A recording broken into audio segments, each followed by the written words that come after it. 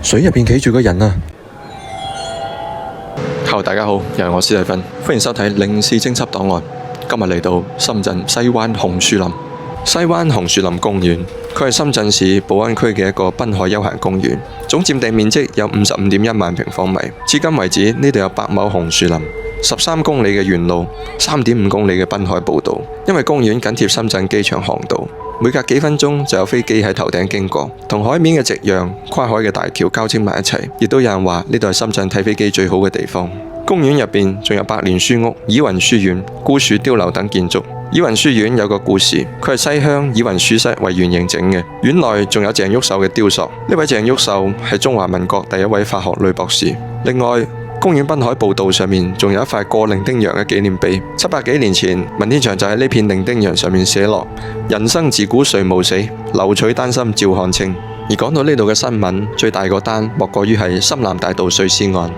話說喺03年9月25號朝早，清潔工喺深南大道嘅紅樹林車站附近掃地嗰陣，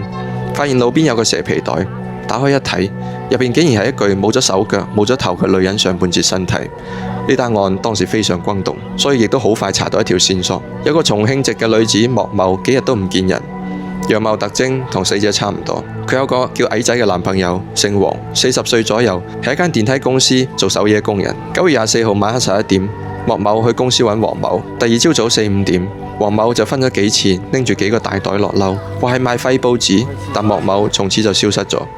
後來一查，原來兩人早已認識同居，後來亦都經常嘈交。終於有一次喺辦公室飲酒嘅時候又嘈起上嚟，大打出手。打鬥期間，黃某喺複印機下邊攞咗一把斧頭，瘋狂劈向莫某條頸，當場將佢劈死，跟住仲將佢拉到洗手間，用斧頭將屍體分成7塊，分別掉喺新洲河、深南路邊同埋香蜜湖邊。雖然依家公園環境好靚，但係你要知道紅樹林呢種地方水草茂盛、泥潭深厚，加上潮漲潮退，地形其實好複雜。所以喺未開發成公園之前，呢度入夜之後真係伸手不見五指，除咗海浪聲乜都聽唔到。所以呢邊亦都有好多都市傳說。話說喺呢個公園未開發成之前，經常喺深夜大霧嘅日子，有車經過嘅時候，就會見到紅樹林入邊企咗一個着住紅衫嘅女人。佢唔係行緊路，而係好似浮緊喺個泥灘上面咁。曾經有個大膽嘅後生仔以為佢要自殺，想衝落去救人，點知一踩入泥灘，就發現個女人越飄越遠，一直飄向深海。最恐怖嘅係，佢低頭一睇，發現自己腳下踩住嘅唔係泥，而係一嚿嚿好似頭髮咁纏住隻腳嘅海草。好彩當時有同伴拉住佢，如果唔係，佢可能變咗第二個失蹤者。另外，大家都知道西灣其實係影飛機嘅聖地，曾經有個攝影博主試過黃昏之後用無人機影全景，但當佢返屋企睇全片嘅時候，放大個畫面一睇，喺個海防石壩上邊密密麻麻企咗一排似人非人嘅嘢。呢啲人全部都面向大海，身體僵硬，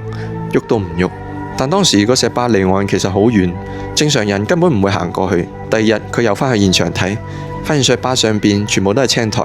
一個腳印都冇。仲有就係西灣紅樹林上邊其實係橫跨海面嘅沿江高速，橋底嘅空間非常之大，亦都係最容易聚陰氣嘅地方。曾經有人講過，喺半夜12點之後行到橋底附近，你可能會聽到清脆嘅角角角聲，好似有人用石頭敲打啲橋墩咁。但如果你靜落嚟聽，會發現呢個聲音好似有節奏咁，三短三長三短，即係國際通用嘅 SOS 求救信號。當時有個講法，就話呢度以前係偷渡嘅黑點，好多人去到橋底體力不支或者俾水流沖走，死咗之後個魂魄仲留喺橋底下邊，不停咁發出求救信號，想人帶返佢上岸。仲有就係當年公園全新翻新嘅時候，據聞有工人清理土灘嗰陣，發現到一啲舊時嘅殘肢。話說當晚駐守工地嘅保安巡邏嘅時候，聽到隻狗不停咁向住灘塗嗰邊狂吠，跟住隻狗就好似見到乜嘢咁，夾住條尾又匿返有個保安亭，跟住保安打開手電筒去照，見到灘塗上面有串腳印，但淨係得左腳冇右腳，一路延到海中心消失咗。個保安第二日就辭咗職，話串腳印冇可能係正常人踩出嚟嘅。